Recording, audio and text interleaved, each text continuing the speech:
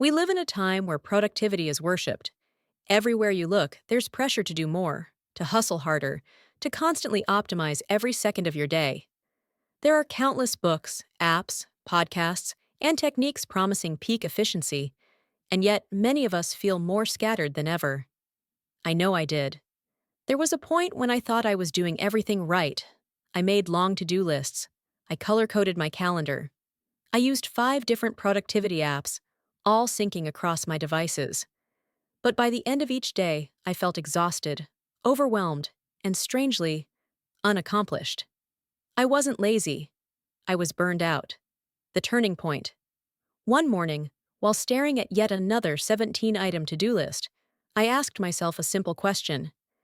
If I only completed 3 things today, what would actually matter? That's when everything shifted. I began experimenting with a simpler, more focused system, what I now call the 3-task method. No overplanning, no unnecessary complexity, just 3 priorities per day, chosen with intention. It sounds almost too simple, but that's why it works. The core idea. Here's the structure. 1. Main task. This is your anchor. The most valuable, meaningful task of your day. The one that moves you forward. 2. Support task. A task that complements the main one or removes friction for future work. 3. Small task. A lightweight, quick win, often administrative or routine, but still necessary.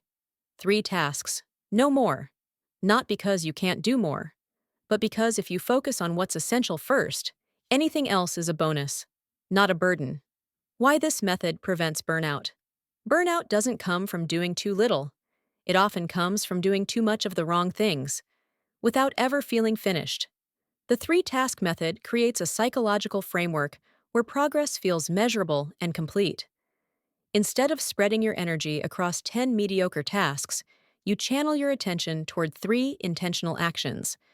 That shift alone reduces decision fatigue, builds daily momentum, and creates more satisfaction, all while protecting your mental energy. And here's the paradox. I started finishing more work after doing less. A practical example. Let's say I'm planning a regular workday. Instead of listing everything I could possibly do, I choose Main task. Outline and write a 5-minute video script on productivity. Support task. Edit last week's video for upload. Small task. Clear out my inbox, 20 emails max. Once these are done, I can rest or shift into bonus mode. That might mean researching next week's topic, recording B-roll, or simply walking outside without guilt. And even if I only get those 3 done, I'll end the day feeling grounded and complete. How to start using it. If you want to apply this method to your own routine, here's how to get started. 1. Keep a running task list. A master list of everything you could or should do. That's your task reservoir. 2. Each morning, choose just 3. Review the reservoir and select 1 main, 1 support, 1 small. Be honest with your time and energy. 3. Do them in order of impact.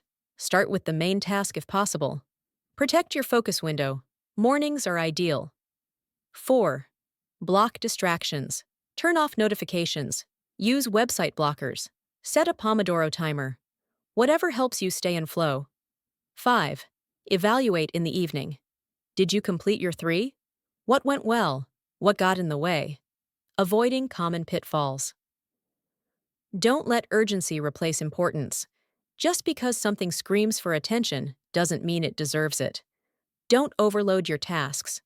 Edit entire website, record 3 podcasts, write a 12-page report is not a main task.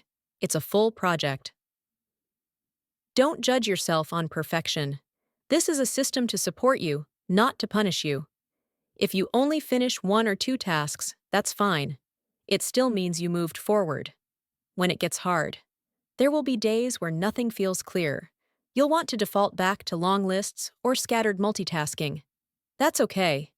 But the question remains powerful. If I only finish 3 things today, what would matter most? That question brings you back to intention, to purpose, and over time, it trains your brain to choose impact over volume. Final thoughts. I'm not saying this method is magic. It won't fix your schedule overnight. It won't eliminate deadlines or distractions. But it will give you clarity. It will remind you that productivity isn't about being constantly busy. It's about being consistently intentional. So the next time you sit down to work, resist the urge to overplan. Instead, write down 3 meaningful tasks. Then give them your full attention. That's how you stay productive without burning out.